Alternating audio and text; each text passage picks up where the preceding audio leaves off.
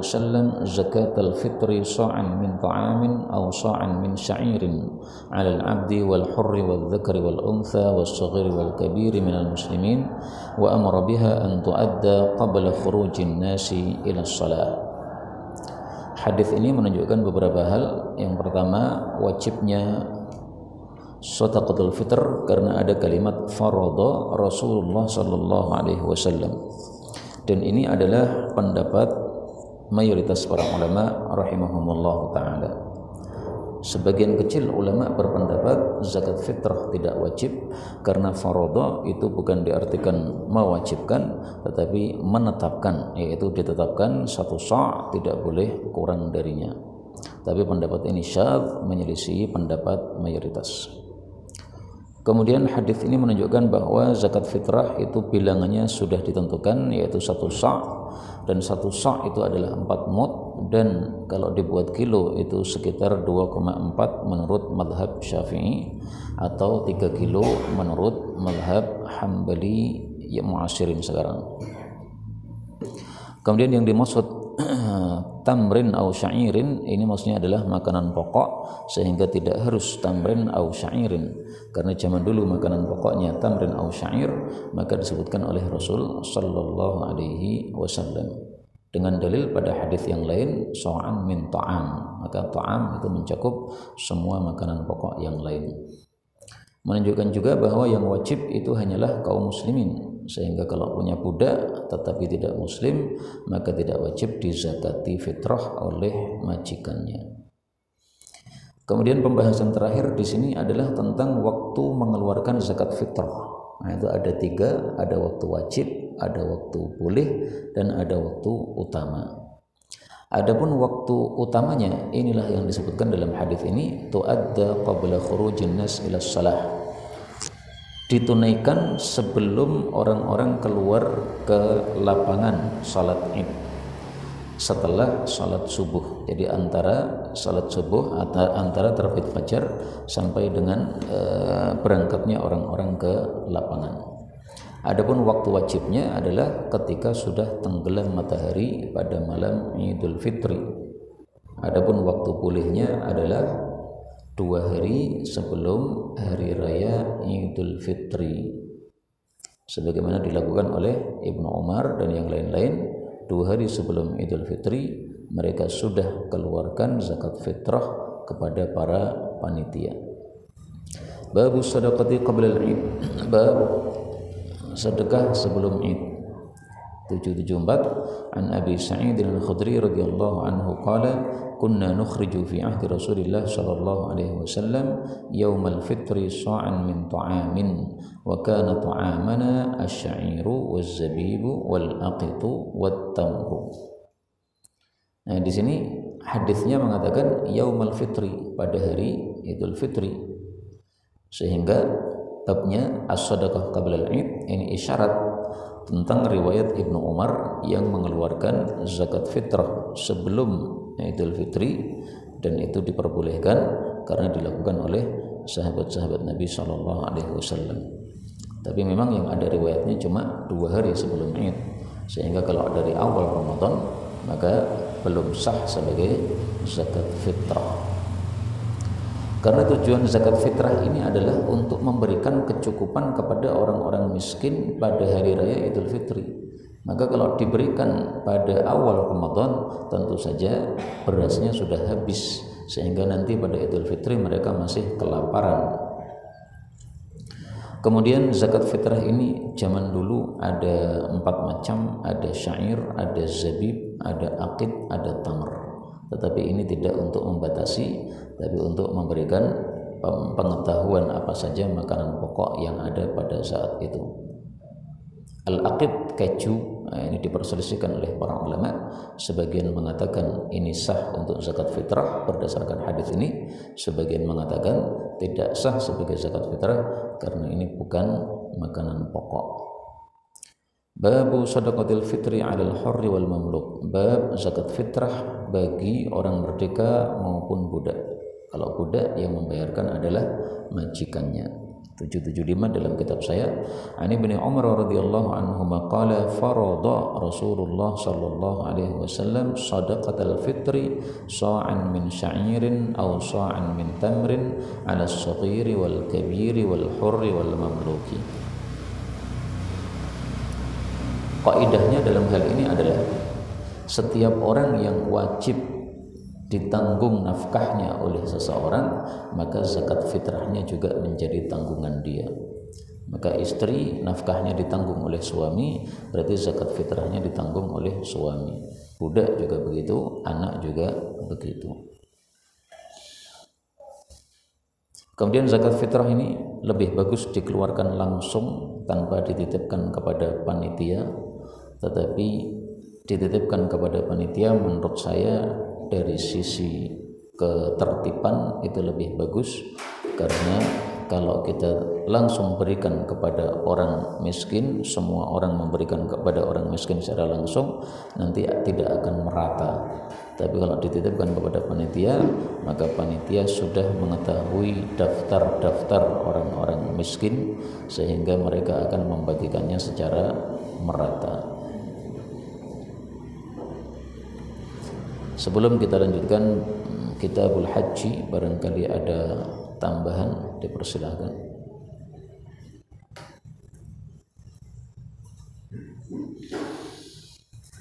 Kalau tidak ada, kita lanjutkan Kitabul Haji atau Al-Haji. Boleh di kasrah, boleh di fathah, sebagaimana Allah mengatakan walillahi 'alan nasi hajjul baiti atau hajjul baiti, dua qiraah.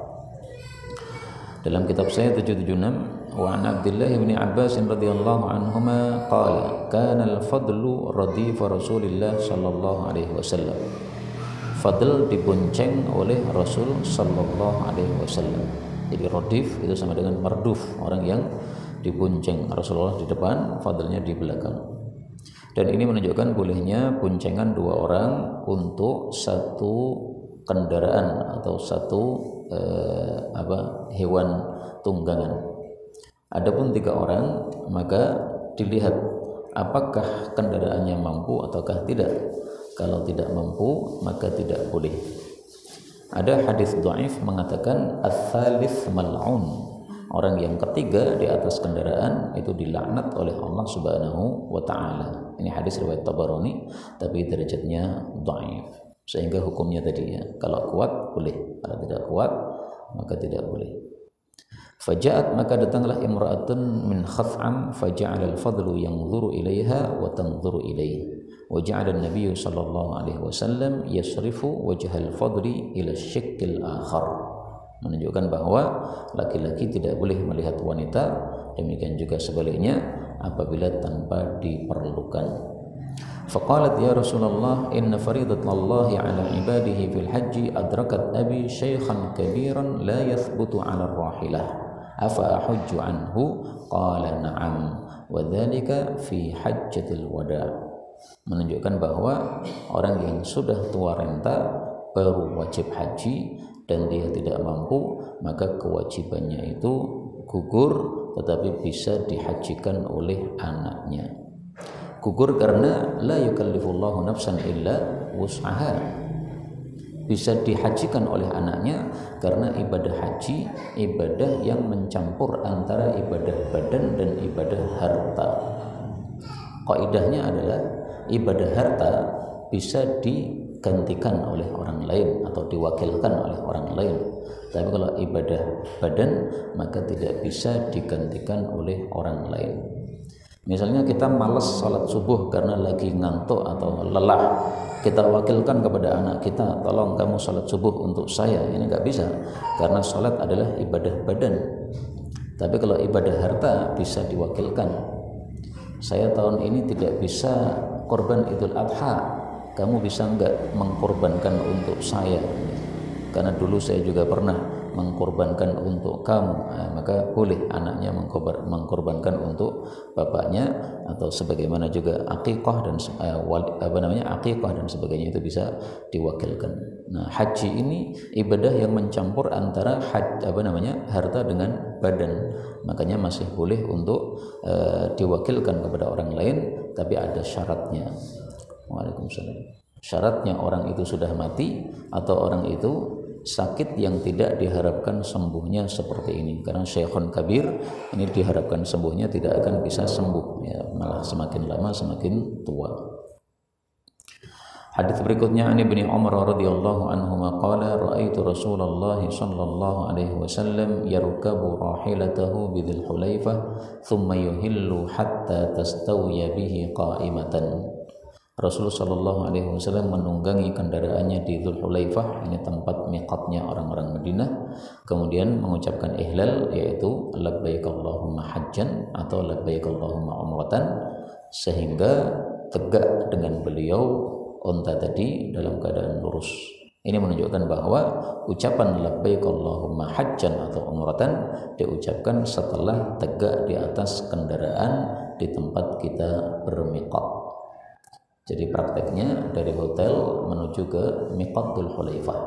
Di sana mandi, kalau belum mandi di hotel, kemudian sholat sunnah, setelah itu naik kendaraan. Nah, pas di atas bisnya itu baru kita mengucapkan labbaik Allahumma hajjan atau umratan. Mudah-mudahan semua kita bisa haji mabrur dan umrah mabrurah. Amin ya rabbal alamin. Berikutnya an Anas radhiyallahu anhu qala anna Rasulullah sallallahu alaihi wasallam hajja ala rahlin. Beliau haji di atas satu pelana. Wa kanat, dan adalah unta beliau yang ada pelananya tadi zamilatahu, sebagai pembawa bekal beliau. Orang-orang kaya dan orang-orang mulia biasanya kalau safar itu membawa dua kendaraan. Kendaraan pertama sebagai rahilah, sebagai tunggangannya. Kendaraan kedua sebagai zamilah, pembawa barang-barangnya. Tapi Rasulullah pada waktu haji, beliau menggunakan satu kendaraan.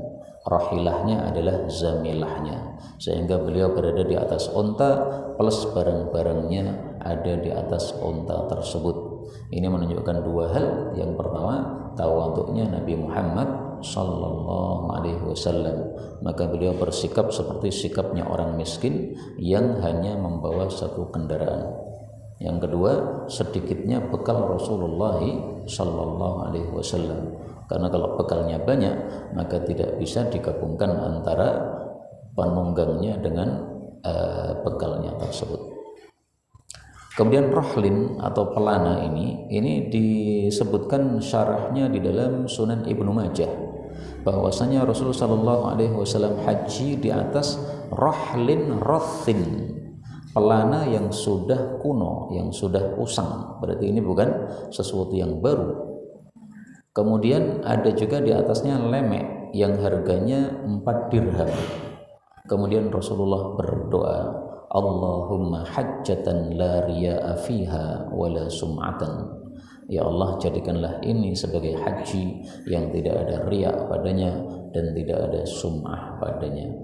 Nah, ini sunnah yang bisa dihidupkan pada saat kita haji atau kita umrah, ya, memakai pakaian yang sederhana, kemudian mengatakan Allahumma umratan la riya'a fiha wala sum'atan. Kemudian an Aisyah ummul mukminin radhiyallahu anha annaha qalat ya Rasulullah naral jihad afdalul amal afala nujahid. Para wanita Aisyah ya mengatakan, kami berpendapat jihad itu amal paling utama, apakah tidak kita berjihad saja? Qala la lakinna. Di situ lakinna atau lakunna? Lakinna, boleh dibaca dua, boleh dibaca lakinna, akan tetapi afdal jihadi hajjun mabrur, jihad yang paling utama adalah haji mabrur. Atau lakunna, bagi kalian para wanita, afdal jihadi, ada jihad yang paling utama, yaitu haji mabrur. Jadi maksudnya jihad paling utama khusus para wanita, bukan untuk laki-laki, adalah haji mabrur. Tapi kalau untuk laki-laki, ya jihad yang paling utama ya jihad yang kita kenal itu. Kalau dibaca lakinna akan tetapi, maka maksudnya lakinna afdalul jihadi lin nisa'i, akan tetapi jihad paling utama untuk para wanita, ya harus ditafsirkan begitu. Karena kalau kita tidak tafsirkan ini untuk para wanita, maka akan bertentangan dengan hadis-hadis yang lain tentang fadilah jihad fi sabilillah. Hadis ini menunjukkan bahwa haji disebut jihad. Haji disebut jihad karena menyerupai jihad dari sisi masyaqqah, yaitu beratnya sama dengan jihad. Jihad mengalami berat, haji juga mengalami berat. Demikian juga dari sisi jihad ini memerlukan biaya dan badan, maka haji pun juga memerlukan biaya dan badan.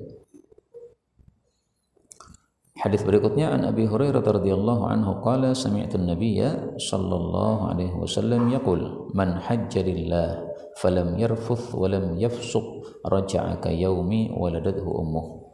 Siapa yang haji ikhlas karena Allah, tidak melakukan rafath yaitu perkataan mesum, tidak pula berbuat fasik yaitu perbuatan dosa, maka dia kembali seperti dilahirkan oleh ibunya, yaitu dosa-dosanya bersih semua.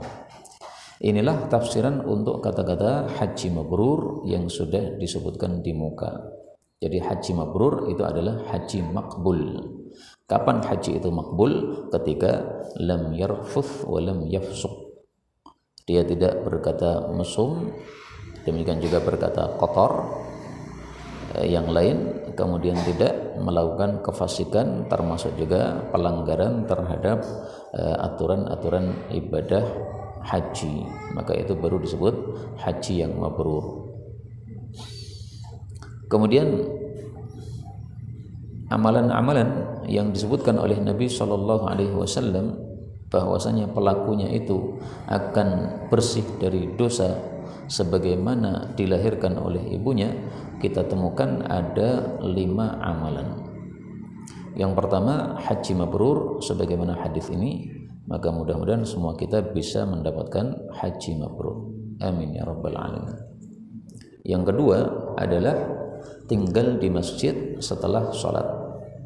Yang ketiga, berjalan dengan telapak kaki menuju kepada sholat jamaah. Yang berikutnya adalah menyempurnakan wudhu pada saat tidak disukai seperti kondisi dingin dan sebagainya. Ini 3 masalah ini disebutkan dalam satu hadis. Rasulullah sallallahu alaihi wasallam bersabda, "Wal kaffaratu al-mukthu fil masajid ba'da as-salawat wal mashyu 'alal aqdam ila al-jama'at wa isbaghul wudu' fil makarih." Kemudian beliau mengatakan, "Man fa'ala dzalika 'asha bi khairin wa mata bi khairin wa kana min khati'atihi kayaumi waladathu ummuh." Ini hadis diriwayatkan oleh Imam Tirmidzi. Nah, jadi sudah 4 ya, haji mabrur, kemudian tinggal di masjid setelah salat, kemudian berjalan dengan telapak kaki kepada salat jamaah, kemudian satu lagi adalah menyempurnakan wudhu pada saat makruh tadi. Nah, satu lagi amalan yang menyebabkan dosanya dihabisi oleh Allah Subhanahu wa taala, yaitu kalau kita sakit kemudian kita sabar. Rasul sallallahu alaihi wasallam bersabda, "Idza btalaitu 'abdan min 'ibadi mu'minan fahamidani wa sabar." Kalau saya uji hambaku yang beriman dengan sakit lalu dia memujiku dan sabar, maka fa innahu yaqumu min madja'ihi ka yaumi waladathu ummuh. Maka dia bangun dari tempat tidurnya alias sembuh dalam keadaan seperti dilahirkan oleh ibunya, yaitu dosa-dosanya sudah habis semuanya. Hadis riwayat Imam Ahmad sahih. Sebenarnya ada satu lagi tapi susah untuk dilakukan. Tapi mudah-mudahan semua kita bisa mendapatkannya, yaitu salat di Baitul Maqdis. Hadis diriwayatkan oleh Ibnu Majah bahwasanya Nabi Sulaiman ketika membangun Baitul Maqdis, dia minta kepada Allah 3 perkara. Nah, salah satunya adalah dia minta kepada Allah bahwa siapapun yang datang ke Baitul Maqdis untuk salat padanya, maka dia dikeluarkan dari dosa-dosanya sebagaimana ketika dilahirkan oleh ibunya. Inilah 6 amalan yang jika kita lakukan maka dosa-dosa kita dihabiskan kayaumi waladathu ummuhu. Hadis berikutnya an Ibnu Abbas radhiyallahu anhuma anna Nabiyya sallallahu alaihi wasallam waqata menetapkan miqat li ahli Madinah Dzul Hulaifah yang nama lainnya adalah Abyar Ali. Wali ahli Syam untuk penduduk Syam Juhfah. Tapi Juhfah ini sudah menjadi kota mati sehingga pindah ke sampingnya yaitu Rabiq. Nah, maka Juhfah karena sudah kharabat, sudah menjadi kota mati, sudah tidak dipakai lagi, tapi sah, sepakat para ulama sah bahwasanya miqatnya di Rabiq. Dan Juhfah ini menjadi kota mati karena Rasul Shallallahu Alaihi Wasallam berdoa, ya Allah pindahlah demamnya kota Madinah ke kota Juhfah. Nah, dipindah oleh Allah ke kota Juhfah, akhirnya Juhfah menjadi kota mati. Wali ahli Najdin qarnal manazil, disebut juga qarnus sa'alib. Wali ahli Yaman yalamlam, disebut juga alamlam. Hunna li ahlihinna wa li kulli atin ata alaihinna min ghairihinna mimman aradal hajja wal umrata. Bagi orang-orang yang ingin untuk haji dan umrah. Kata-kata ingin menunjukkan bahwa tidak wajib kita masuk ke Mekah dalam kondisi haji atau umrah, dalam kondisi ihram. Ihram hanya wajib bagi orang-orang yang aradal hajja wal umrah, dan ini masalah khilafiyah. Sebagian ulama berpendapat masuk Mekah wajib kondisi ihram, tapi pendapat ini terbantahkan dengan dua dalil. Dalil yang pertama, hadis ini mimman arada, berarti yang tidak arada tidak wajib untuk ihram. Dalil yang kedua, Rasul Shallallahu Alaihi Wasallam pada saat Fathu Makkah tahun 8 Hijriah, beliau masuk Makkah dalam keadaan pakai helm besi. Kalau beliau ihram tidak mungkin pakai helm besi, karena helm besi atau tutup kepala tidak boleh dipakai oleh orang yang ihram. Nah, maka kesimpulannya tidak wajib kita masuk Makkah dalam kondisi ihram apabila tidak ada niatan untuk haji dan umrah. Bagi yang niatan haji umrah, maka wajib hukumnya untuk masuk dalam keadaan ihram. Kemudian beliau mengatakan, "Faman kana duna dzalika", siapa yang lebih dekat daripada itu. Maksudnya rumahnya lebih dekat kepada Ka'bah daripada miqat-miqat tadi. Famin haitsu ansha, maka dari tempat dia keluar, ya, maka miqatnya ya di rumahnya sendiri. Hatta ahlu Makkah min Makkah, sehingga penduduk Makkah pun juga dari Makkah. Nah, ini kata Syekh Albani menunjukkan bahwa kalau kita sedang berada di Mekah, kemudian kita ingin umroh lagi, maka tidak perlu menuju ke Adnal Hil, ke tempat halal yang paling dekat, ke Tan'im, sebagaimana biasanya dilakukan orang-orang. Karena di sini jelas, mimman aradal hajja wal umrata, disebutkan umrah. Kemudian ahlu Makkah min Makkah. Maka kenapa harus keluar ke Tan'im dulu? Maka hadis keluarnya Aisyah ke Tan'im pada saat dia ingin untuk melakukan umrah itu khusus untuk Aisyah radhiyallahu taala anha. Demikian dijelaskan oleh Asy-Syaikh Al-Albani rahimahullah. Tapi ini ya masalah khilafiyah. Sehingga kalau antum mau ke tanah halal dulu sebagaimana rata-rata orang, ya enggak ada masalah, karena itu ada pendapat seperti itu dan sudah disiapkan bis yang gratis untuk menuju ke Tan'im itu. Tapi kalau mau mengamalkan sesuai hadis ini, sesuai zahir hadis ini juga silahkan, ya, berada di Mekah, kemudian mengulangi umrah yang kedua, ketiga, keempat, kelima, langsung saja dari hotel masing-masing, tidak usah menuju ke tanah halal.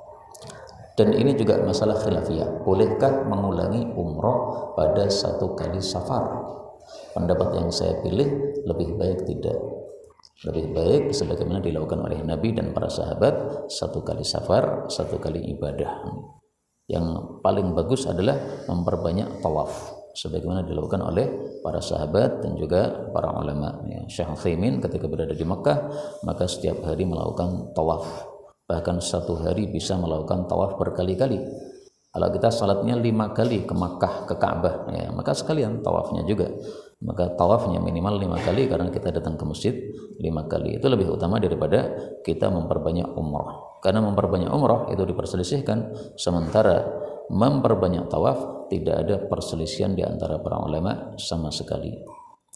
Rasulullah sallallahu alaihi wasallam bersabda, "Man tawafa bil baiti sab'an." Barang siapa yang tawaf di Ka'bah 7 kali, wa shalla rak'atain, salat 2 rakaat, kana ka'idki raqabah, pahalanya seperti membebaskan budak. Dalam hadis yang lain beliau mengatakan, tidaklah dia meletakkan telapak kaki dan tidak pula mengangkat telapak kaki kecuali 2 fadilah. 1, digugurkan dosa-dosanya dan dicatat baginya pahala. Maka fadilahnya tawaf ada 3, 1 memerdekakan budak, 2 menggugurkan dosa, 3 menambah pahala. Wallahu a'lam. Kemudian an Abdullah bin Umar radhiyallahu anhuma anna Rasulullah sallallahu alaihi wasallam anakha, menderungkan, yaitu ontanya, bil batha, di batha. Batha itu adalah tanah yang luas yang tidak ada bangunan atau pohonnya. Nah, maka setiap batha itu setiap tanah itu disebut batha. Maka ini batha yang ada di Madinah, yang di Dzul Hulaifah, tentu saja tidak sama dengan batha yang ada di Makkah. Ya, ini kita bicara tentang batha yang ada di Dzul Hulaifah. Fasalla biha, lalu beliau salat padanya. Inilah yang disebut sebagai salat ihram dan hukumnya tidak wajib. Dan salat ihram itu belum termasuk dari manasik haji atau manasik umrahnya. Wa kana Abdullah bin Umar radhiyallahu anhuma yaf'alu dzalika. Hadis berikutnya an Abdullah bin Umar radhiyallahu anhuma anna Rasulullah sallallahu alaihi wasallam kana yakhruju min tariqi syajarah, keluar dari kota Madinah dari jalur syajarah. Jalur syajarah itu adalah jalur yang dekat dengan Masjid Dzul Hulaifah. Wa yadkhulu min tariqil Mu'arras, dan masuk kota Madinah dari jalur Mu'arras.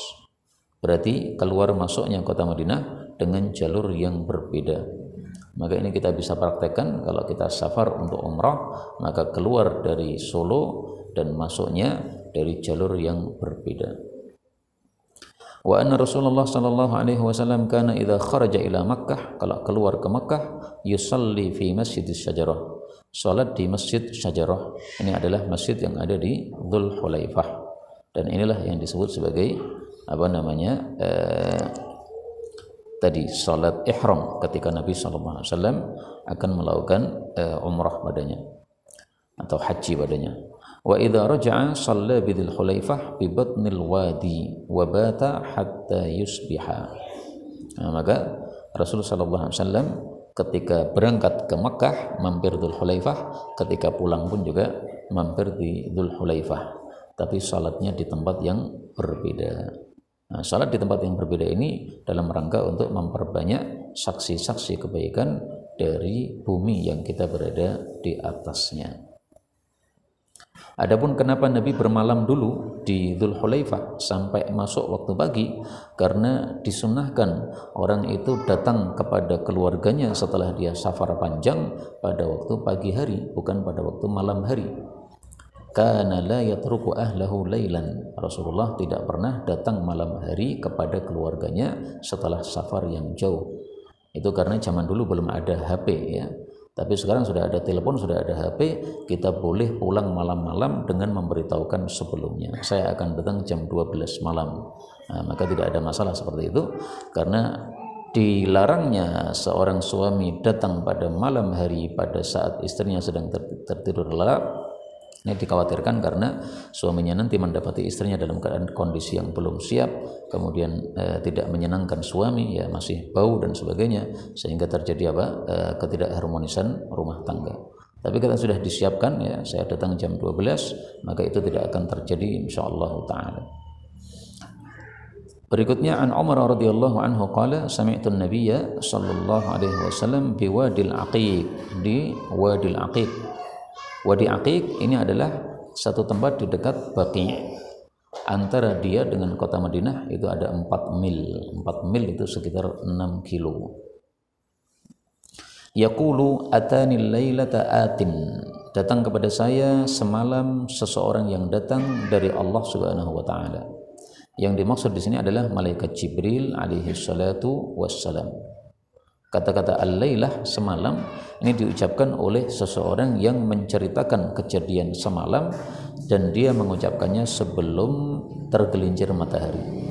Kalau dia mengucapkannya setelah tergelincir matahari, maka dia mengatakan atanil barihata faqala salli fi hadzal wadil mubarak, salatlah di lembah yang berkah ini yaitu Wadi Aqiq. Wa qul, dan ucapkan umratan fi hajjatin, umrah di dalam haji. Maksudnya ij'al umrataka makrunatan bil haji, jadikanlah umrahmu dikironkan, digabungkan dengan ibadah haji. Maka ini hadis sangat jelas menunjukkan bahwa hajinya Nabi SAW adalah haji kiron, dan itulah pendapat yang paling kuat. Karena sebagian ada yang mengatakan haji Nabi haji tamattu, ada yang mengatakan haji ifrat, ada yang mengatakan haji kiron. Nah, yang paling rajih adalah haji Nabi haji kiron, sebagaimana dalam hadis ini umratan fi hajjatin. Maka kita niatkan kalau kita umrah, kita bisa sholat di Wadi Aqiq. Amin ya rabbal alamin. Dan sekarang sudah mudah ya, karena sudah ada Uber ya. Kalau di sini ada Gojek, nah di sana ada Uber atau Karem, nah itu bisa kita naik taksi menuju ke Wadi Aqiq ini.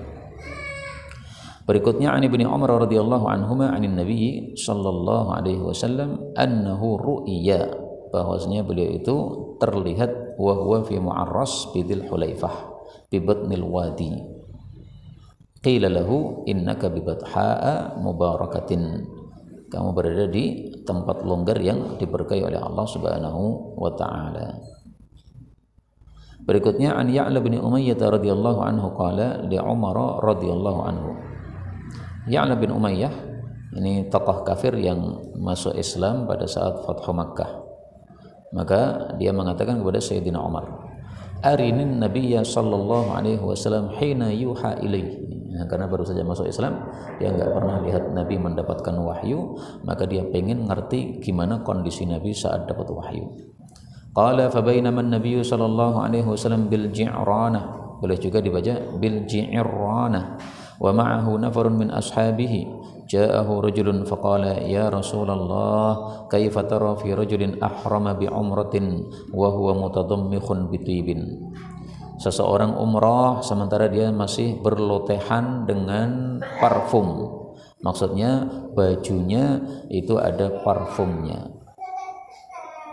Fasakatan Nabi sallallahu alaihi wasallam sa'atan faja'ahul wahyu fa asyara Umar radhiyallahu anhu ilayya faji'tu wa ala Rasulillah sallallahu alaihi wasallam thawbun qad udhilla bihi. Ini merupakan dalil khidmat kepada para masyayikh. Maka Nabi SAW dinaungi oleh para sahabat Nabi SAW. Nah, kalau sekarang ya dipayungi begitu. Fa'adakhaltu ra'si fa'idha Rasulullah sallallahu alaihi wasallam muhmarrul wajhi wa huwa yaghittu, dan beliau mendengkur. Thumma surriya anhu, kemudian diselesaikan wahyunya dari beliau. Faqala aina as-sa'il sa'ala 'anil umrah fa'utiya bi rajulin faqala ighsilit tib alladhi bik, cucilah parfum yang ada padamu, maksudnya yang ada pada bajumu. Karena itulah Imam Bukhari membuat judul bab untuk hadis ini, babu ghuslil khaluqi thalatha marratin minats thiyab, bab mencuci parfum 3 kali dari baju. Thalatha marratin wangzi angkal jubbah, dan cabutlah darimu jubbah yang ada parfumnya tadi. Wasna' fi umratika kama tasna'u fi hajjatika, lakukan dalam umrahmu sebagaimana kamu lakukan dalam hajimu. Nah, maka ibadah umrah sama caranya dengan ibadah haji. Bedanya kalau haji ada wukufnya, sementara umrah tidak ada wukufnya ya. Rukun umrah 1 ihram, 2 tawaf, 3 sa'i, 4 tahallul ya. Sudah selesai. Maka ibadah umrah itu sebenarnya sangat simpel sekali dan sangat cepat. Ya mungkin 5 jam selesai ya. Karena dari Dzul Hulaifah menuju ke Makkah katanya sekarang 4 jam pakai bis. Nah, ihramnya di Dzul Hulaifah, kemudian menuju ke Makkah, sampai di Makkah kemudian tawaf. Setelah tawaf kemudian sa'i. Setelah sa'i kemudian tahallul. Nah, 4 jam perjalanan, kemudian tambah yang lain-lainnya 5 jam selesai. Habis itu bebas mau apapun dilakukan di sana, tidak ada masalah. Bagaimana kalau parfumnya itu ada di badan? Nah, kalau parfumnya ada di badan boleh berdasarkan hadis berikutnya. An Aisyah radhiyallahu anha zaujin Nabi sallallahu alaihi wasallam qalat, kuntu adalah saya utayyibu Rasulullah sallallahu alaihi wasallam, memberi parfum untuk Rasul sallallahu alaihi wasallam, yaitu pada badan beliau, li ihramihi, untuk ihramnya, hina yuhrim, ketika beliau ihram. Kata-kata ketika beliau ihram maksudnya adalah sebelum beliau ihram, sebagaimana riwayat Imam Muslim qabla ayyuhrima. Dan satu hadis saling menafsirkan dengan hadis yang lain. Walihillihi, dan ketika halal beliau, qabla ayyatufa bil bait, sebelum beliau tawaf di Ka'bah. Jadi maksudnya sebelum beliau melakukan ihram sudah dikasih parfum badannya oleh Aisyah. Nah, otomatis parfum itu masih ada sisanya ketika beliau melakukan ihram. Ini enggak ada masalah. Bahkan dalam hadis yang lain disebutkan Rasulullah rambutnya itu masih berkilau-kilau, padahal dikasih parfum oleh Aisyah tadi. Tapi kalau yang ada pada pakaian maka harus dicuci sebagaimana hadis yang sebelumnya tadi. Tapi kalau ada pada badan maka tidak mengapa. Yang penting menggunakan parfumnya sebelum ihram. Tapi kalau sudah ihram sudah tidak boleh lagi pakai parfum pada badan maupun pada baju, semuanya nggak boleh. Kemudian menunjukkan juga bahwa pada hari Nahar tanggal 10 Dzulhijjah, sebelum kita tawaf ifadah, kita sudah boleh menggunakan parfum. Yang penting kita sudah melempar jumrah Aqabah. Karena amalan pada tanggal 10 Dzulhijjah ada 4. 1. Ramyun, melempar jumrah Aqabah. 2. Nahrun, menyembelih korban. 3. Halqun, gundul. Yang keempat tawaf ifadah. Nah, di sini Aisyah mengatakan, saya sudah kasih parfum Nabi ketika halal sebelum beliau melakukan tawaf ifadah. Maka boleh menggunakan parfum meskipun belum tawaf ifadah. Yang penting sudah melempar jumrah. Sebagaimana sabda Nabi yang diriwayatkan oleh Abu Dawud, "Idza rama ahadukum jamratal aqabah faqad halalahu kullu syai' illa nisa." Kalau sudah melempar jumrah Aqabah, maka semuanya sudah halal selain yang berkaitan dengan wanita, ya, nikah, jima, mubasyarah, semuanya masih belum diperbolehkan sampai selesai tawaf ifadahnya. Berikutnya an Ibnu Umar radhiyallahu anhuma qala sami'tu Rasulullah sallallahu alaihi wasallam yuhillu, mengucapkan ihlal, yaitu labbaik Allahumma umratan atau hajjan, dalam keadaan mulabbidan, mentalbit rambutnya. Mentalbit itu yaitu mengencangkan rambutnya dengan satu bahan pengencang.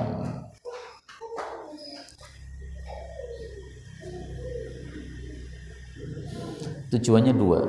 Yang pertama, supaya rambutnya itu tidak jatuh-jatuh sehingga bisa mengganggu kekhusyuan ibadah hajinya atau umrohnya. Yang kedua, supaya mencegah dari hasyarat, serangga-serangga yang akan hinggap pada kepala beliau. Maka ini bahan yang dipakai ini bahan yang biasanya rasanya pahit sehingga serangga-serangga itu tidak akan mau mendatangi rambut kita. Hadis berikutnya an Ibnu Umar radhiyallahu anhu qala ma ahalla Rasulullah sallallahu alaihi wasallam illa min indil masjid, yakni Masjid Dzul Khulaifah. Rasulullah tidak melakukan ihlal, yaitu mengucapkan labbaik Allahumma hajjan atau umratan, kecuali di dekat Masjid Dzul Khulaifah, yaitu setelah naik kendaraan sebagaimana tadi sudah kita baca hadisnya. Jadi Ibnu Umar itu mengingkari orang-orang yang mengucapkan ihlalnya di Baida. Kata Ibnu Umar, Rasulullah mengucapkan ihlalnya bukan menunggu sampai di Baida, tapi ketika berada di atas kendaraan itu sudah mengucapkan labbaik Allahumma hajjan. Nah, kemudian melanjutkan perjalanan melewati Baida, nah itu juga masih mengucapkan labbaik Allahumma labbaik sampai ke Mekah.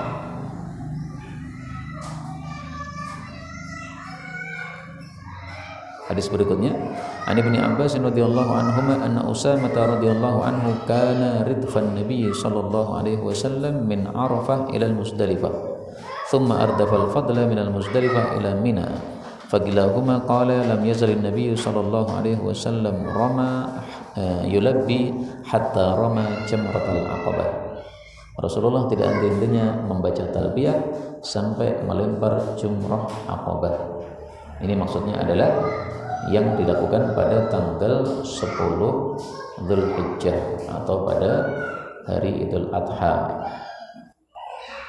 Adapun kalau talbiyah yang dibaca pada saat seseorang perjalanan dari Dzulhulaifah, maka sebagaimana riwayat Ibnu Umar di dalam Sahih Bukhari, beliau talbiyah sampai melihat tanah haram.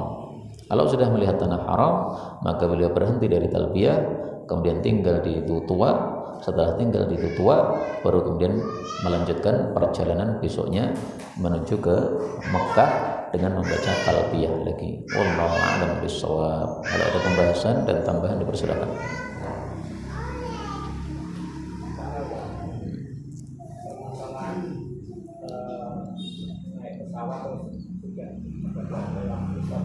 Ya.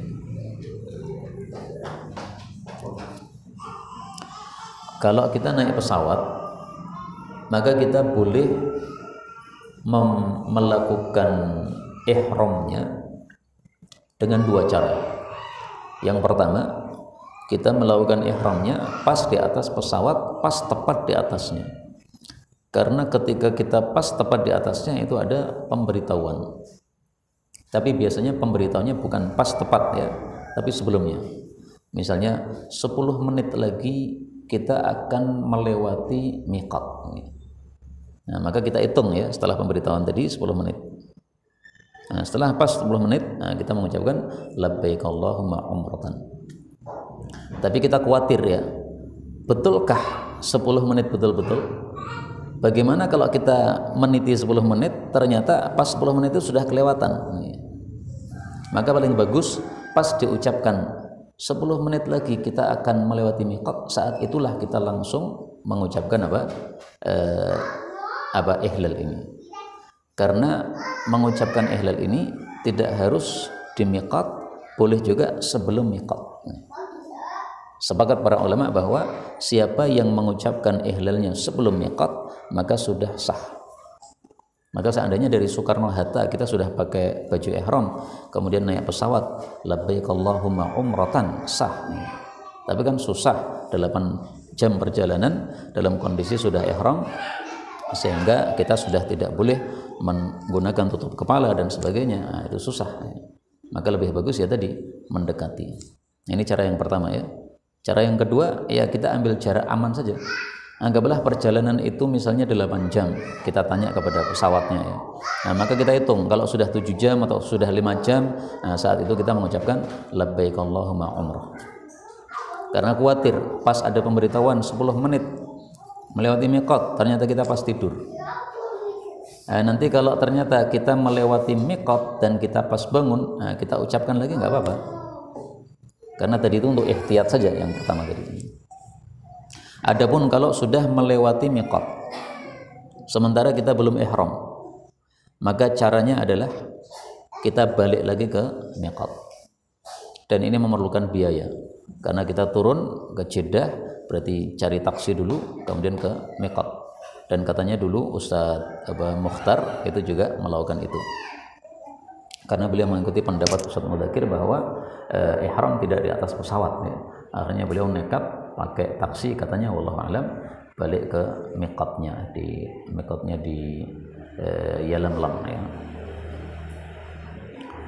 Kemudian boleh juga dia lanjut perjalanan, jadi melewati miqat kan, tapi dia lanjut perjalanan, tapi nanti dia membayar dam.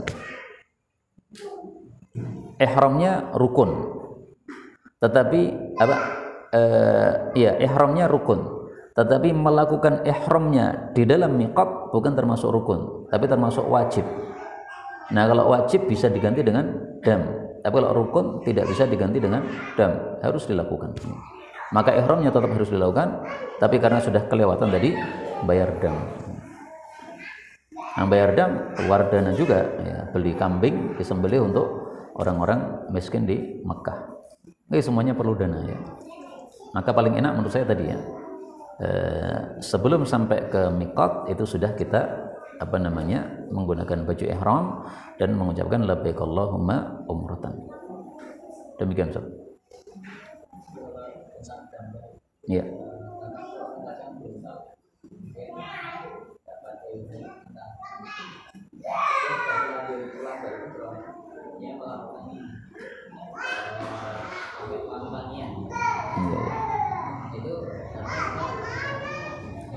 Dam itu kan dibagi dua ya.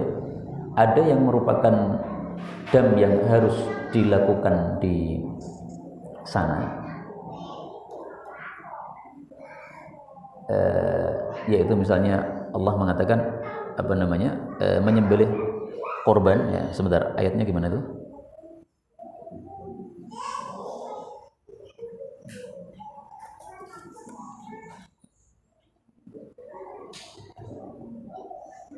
Fafidiyatum min siyamin aw sadaqatin aw nusuk, ya kan? Kalau siam puasa ini bisa dilakukan dimanapun. Tapi kalau sedekah ini sedekah untuk orang-orang miskin yang ada di sana. Nusuk menyembelih juga untuk orang-orang miskin di sana. Sehingga tidak bisa nusuknya dilakukan di sini. Nah, ini adalah fidyah bagi orang yang menggundul rambut atau melanggar aturan ihram. Ada 3 pilihan, bisa puasa, bisa sedekah, bisa nusuk. Tapi ada yang lainnya lagi yang aturannya berbeda. Nah, itu perinciannya dalam kitab fikih saya nggak hafal. Sehingga ya tadi ya, kalau itu bisa dilakukan di Indonesia ya silahkan dilakukan di Indonesia. Tapi kalau tidak bisa dilakukan di Indonesia ya berarti wakilkan kepada orang yang di sana ya, karena masih banyak orang yang di sana, kita bisa titipkan sembelih korban, kemudian korbannya dibagikan kepada orang-orang miskin yang ada di sana.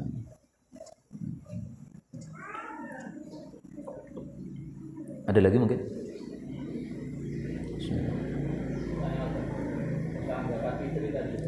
Iya. Ada yang diberi zakat fitri beberapa orang tapi lewat perwakilan, ya.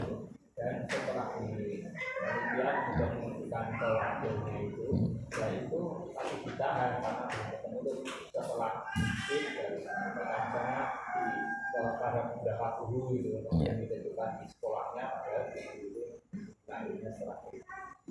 Semestinya diberikan kepada mustahik sebelum salat Id ya.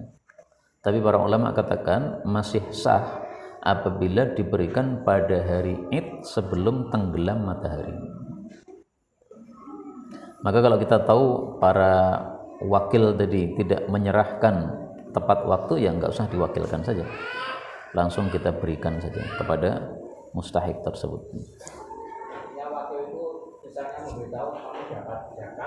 Beritahu saja, belum memberikan. Saya tidak pernah membaca fatwa dalam hal ini. Semestinya diberikan. Karena yu'addunaha, ya, menunaikan atau memberikan. Kalau ini belum memberikan, cuma menginformasikan. Ya. Berbeda antara menginformasikan dengan memberikan. Informasi belum bisa digunakan. Kalau sudah diberi, sudah bisa dimasak. Nah, dan tujuannya fitrah ini adalah untuk mencukupi orang-orang pada saat Idul Fitri tersebut. Kalau diinformasikan saja nggak bisa mencukupi sama sekali. Membedakan wakil pemberi dengan wakil penerima itu gimana maksudnya? Artinya ini sudah diberikan kepada penerimanya, bukan panitia yang menyalurkan gitu. Panitia menyalurkan sudah memberikan, cuma tidak langsung ketemu orangnya, tapi ketemu anaknya.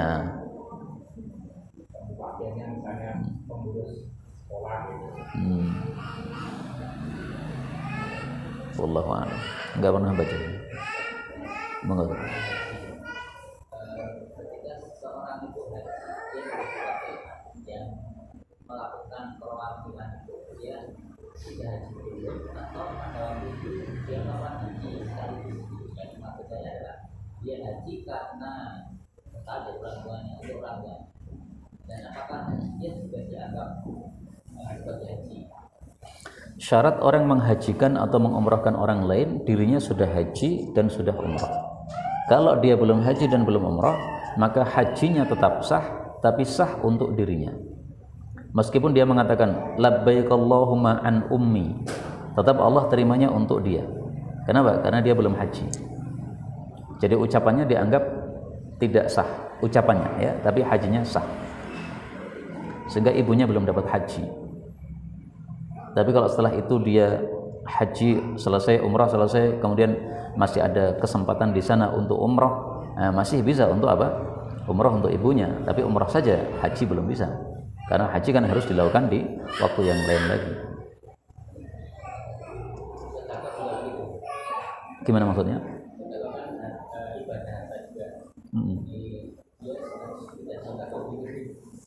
Oh, kalau sedekah enggak? Karena haji ini khusus ya, ada dalilnya. Yaitu Rasulullah sallallahu alaihi wasallam mendengar seseorang mengatakan labbaik Allahumma an Syubrumah. Ya Allah, terimalah ini haji dari Syubrumah. Maka Nabi bertanya, Syubrumah siapa itu? Oh, ini saudara saya. Nabi mengatakan, hal hajjta? Apakah kamu sendiri sudah haji? Belum. Maka Nabi katakan, kamu haji dulu. Setelah haji baru kamu bisa haji untuk Syubrumah. Ini dalil khusus. Kalau sedekah enggak. Umrah itu disamakan oleh para ulama hukumnya dengan haji karena ada banyak kemiripan hukum dalam masalah haji dan umrah ini. Sebagaimana tadi ya, ij'al ma taf'alu fi hajjika kama taf'alu fi umratika, berarti apa? Hukumnya sama.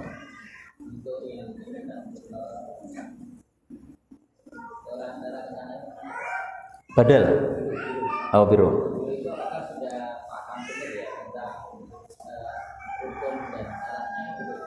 Biro biasanya menggayat ustadz-ustadz. Nah, jadi kalau bironya sendiri mungkin nggak begitu paham. Kalau ustadz-ustadznya yang digayat ya mestinya udah paham semua. Ya, mestinya. Hanya yaitu tadi dia pakai fikih bagaimana gitu. Nah, kalau fikihnya tidak sesuai dengan fikih jamaah, nanti ada masalah. Makanya biro itu biasanya melihat rata-rata jamaah itu dari kelompok apa. Misalnya 90% NU, 10% Muhammadiyah misalnya. Mereka akan carikan ustadz yang NU, biasanya gitu.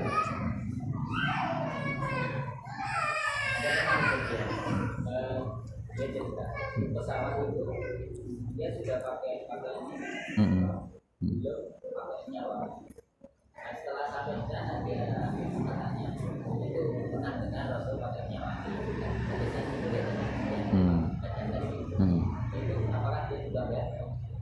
Ya, dia melanggar. Di dalam fikih haji itu ada perincian ya. Pelanggaran apa yang fidyahnya begini, yang fidyahnya begini. Ini saya nggak hafal saya itu. Tapi perinciannya cukup di dalam kitab itu apa namanya? Matan Abi Suja ada di sana. Matan Abi Suja kitab takrib itu yang terkenal itu.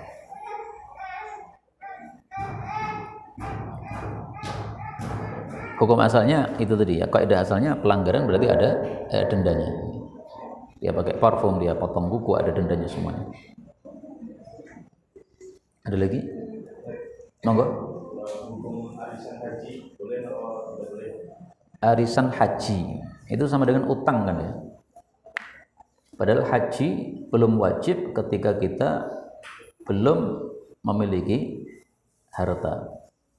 Sehingga utang haji atau utang umrah ya menurut saya begini, kalau dia itu tidak mengganggu kewajiban kepada keluarganya ya sah-sah saja arisan itu. Tapi kalau itu mengganggu keluarganya masih kekurangan malah ikut arisan, ini dia mendahulukan yang sunnah atau yang belum wajib dan meninggalkan sesuatu yang wajib, ini terbalik. Hukum asalnya ya nggak ada masalah. Wallahu a'lam. Iya, nah, makanya melihat kepada masing-masing orang. Kalau memang dia misalnya penghasilannya 2 juta dan dia kebutuhan bulannya cuma 1 juta, sisa 1 juta, akhirnya dia tabung ikut itu kan sama dengan apa namanya? sama dengan utang tadi itu aja ya. Kalau kita sudah jatuh duluan, kita dapat duluan, berarti kita utang kepada yang lain-lain. Tapi selama masih mampu mengangsur, kemudian tidak mendolimi kewajiban yang lain, insya Allah nggak ada masalah sama sekali. Tapi lebih baik nggak usah ikut Ustaz. Lebih baik ditampung sendiri aja daripada apa? Mikir utang, karena mikir utang itu tidak menyenangkan.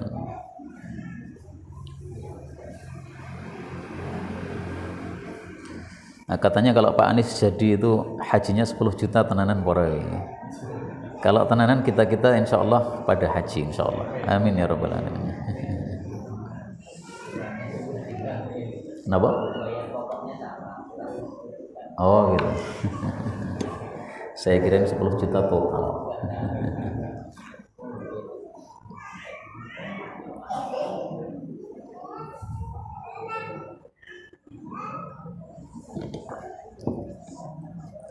Subhanakallahumma rabbana bihamdika asyhadu an la ilaha illa anta astaghfiruka